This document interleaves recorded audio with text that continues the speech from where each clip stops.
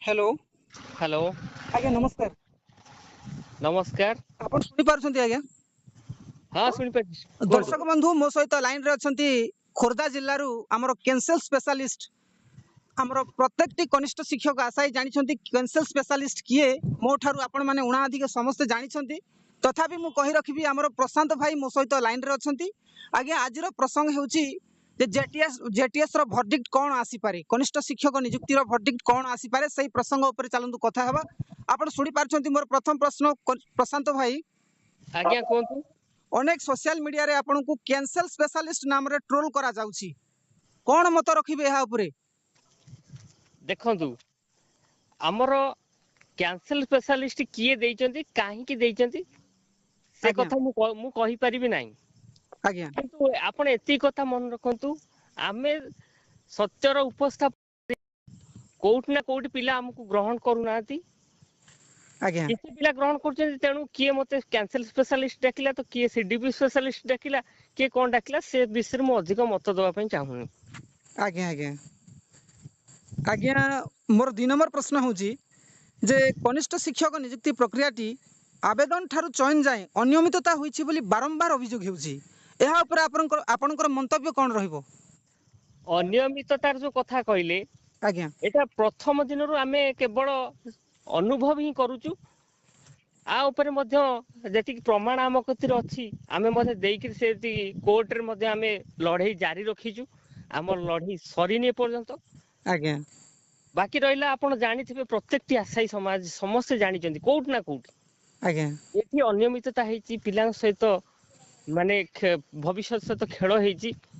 जो विगत दिन सरकार जो 20,000 जूनियर टीचर नियुक्ति प्रक्रिया आनिले आज्ञा जो भली भाबे स्वच्छ और पारदर्शिता भाव करिया कथा से कथा करि नाथि। आज्ञा एटा तो समस्त आमे मानिबा आ जे न मानिबे से माने कोन से विषय मु किछ अधिक मत देबिनी कारण से माने स्वार्थपर कि कोन से विषय मु अधिक मत दवा पे चाहुनी। आज्ञा नियुक्ति प्रक्रियाटी जदि ठीक भाबरे चाली थांता ताले हुए तो आजी आशाई समाज एई भली दुख आ दुर्दशा बा अनिश्चितता भीतर न थांता। आज्ञा आज्ञा दर्शक बंधु आपण को माने कहि रखुछु जे कनिष्ठ शिक्षक नियुक्ति प्रक्रियाटी जो आरंभ रु माने आवेदन प्रक्रिया ठारू आरंभ करी देखंतु आवेदन कथा जो आसुची जे गुटे निर्दिष्ट मानदंड रखा जाइथिला, जे गुटे क्वालिफिकेशन रखा जाइथिला प्राथमिक उच्च प्राथमिक पई +2 सिटी आ गुटे +3 आ ग्रेजुएशन। ठीक जो मानदंड आधार रखा जाइथिला से मानदंड आधार रे कोनोसी 1% भी ट्रांसपेरेंसी नथिला जहां हमर आशाई माने कहउछंती। आउ से दृष्टि गोटे प्रथम कथा गला जे आवेदन रे कोनोसी ट्रांसपेरेंसी नथिला। आवेदन पर गोटे लिस्ट आसिला ड्राफ्ट लिस्ट, हमर first preference wise draft list आसिला।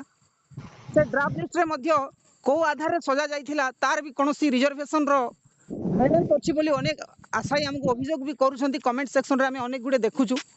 आउ जो जो अनियमितता कथा जो उठुची जे रिजल्ट प्रकाश कले किंतु इंडिविजुअल स्कोर का को दिया गला नाही, रिजल्ट को संपूर्ण मुरली बाबू आपन टिके अटके पई चाहिबी कहंतु तो स्पष्ट भाव रे कहया पई चाहे जे ए जो लिस्ट बाहर थिला आज अनेक मैट्रिक पिला मध्य मेरिट भीतर आस्थिले आ मैट्रिक बहुत पिला कहउथिले कि मेरिट रो जय तेन मु भी अनेक फोरम रे ए कथा उठैथली जदि गोटे पिला जदि प्रोफेशनल कोर्स न करिकरी जदि सीबीटी रे पास करि जाइची ताकू शिक्षक चाकरी दिया जाऊ। एवं मु मोर संघर जो नेतृवर्ग थिले हमर राज्य संघर मु ताकू मध्य अपील करथिली कि आपण टिके ए विषय रे चिंता करंतु किंतु से ए कथा को हास्यास्पद कथा कहिथिले। तेणु आपण चिंता करंतु जदि 20,000 पोस्ट भाला ताठू कम पिला निया गला ता भीतर पुनी प्रोफेशनल कोर्स पिला को हमर दिया जाउनी ताले चाकरी कहा पई बिली गोटे प्रश्न थिला। एवं ये केते स्वच्छ और पारदर्शी एक कथा केवल ओडिसा रो भाई भौन माने जानिचंती जो माने कष्ट करिकरी डीएलएड करचंती सिटी करचंती बा बीट करचंती निश्चित भाବରେ। आज्ञा जो रिजल्ट प्रकाश कले सेटा भी कोनोसी प्रार्थी आशाई को जणाई दिया गला नाही, से जिंस भी लुचै रखिले को प्रकार रो नॉर्मलाइजेशन प्रोसेस एथरे यूज कले से तार भी कोनोसी सार्वजनिक होला नाही।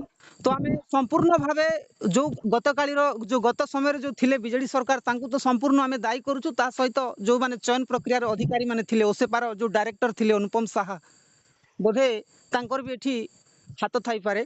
मोर तृतीय प्रश्न होउची आपण सुनी पारछंती प्रशांत भाई? निश्चित भाବରେ କୁହନ୍ତୁ। मोर तृतीय प्रश्न है जे state draft merit list reservation violence होइछि बोली अभियोग हेउछि एटा सत ना मिछ? देखନ୍ତୁ ଆମ କତିରେ ତାର କିଛି ପ୍ରମାଣ ଆମ କତିରେ ନାହିଁ। ଏହା କେବଳ ଗୋଟେ ଅନୁମାନ କ୍ରିୟା ଭିତରେ ରହିଯାଇଛି।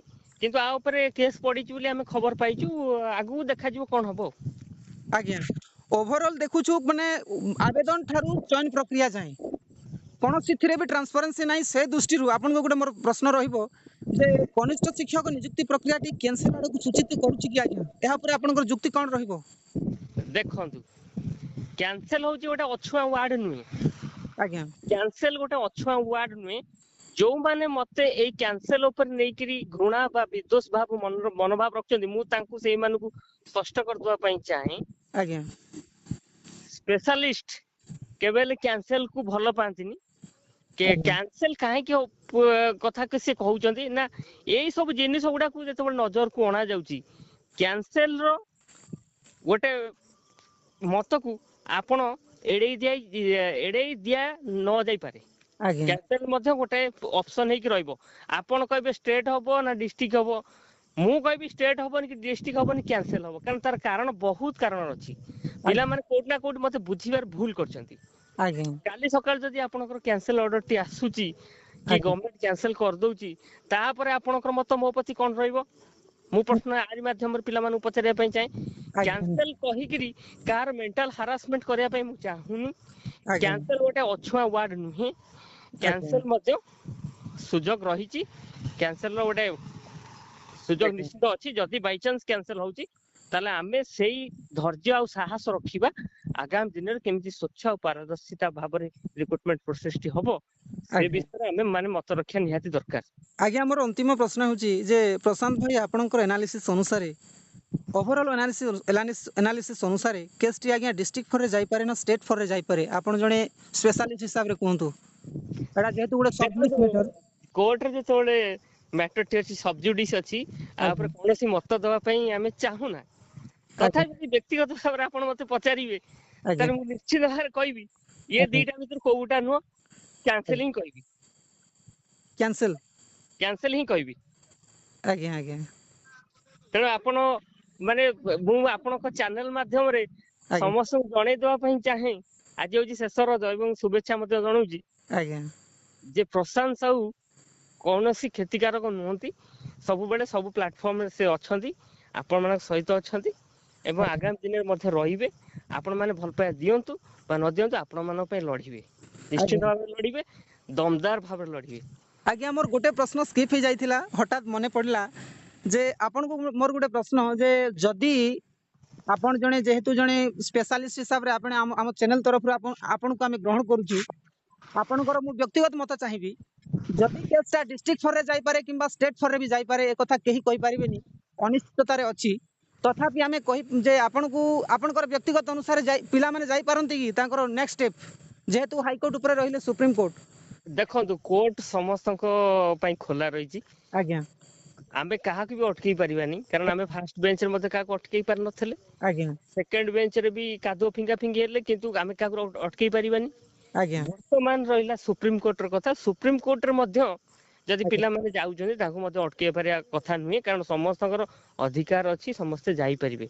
କିନ୍ତୁ ପରିଣାମ ଯେ ପିଲାମାନଙ୍କ ସପୋର୍ଟରେ ଆସୁ, ସବୁ ପିଲାଙ୍କ ପକ୍ଷରେ ଆସୁ, 20,000 ପୂରଣ ହେଇଯାଉ, ଏ କଥା ମୁଁ ଜଗନ୍ନାଥଙ୍କ କତିରେ ବିନୀତ ଭାବେ ପ୍ରାର୍ଥନା କରିବି।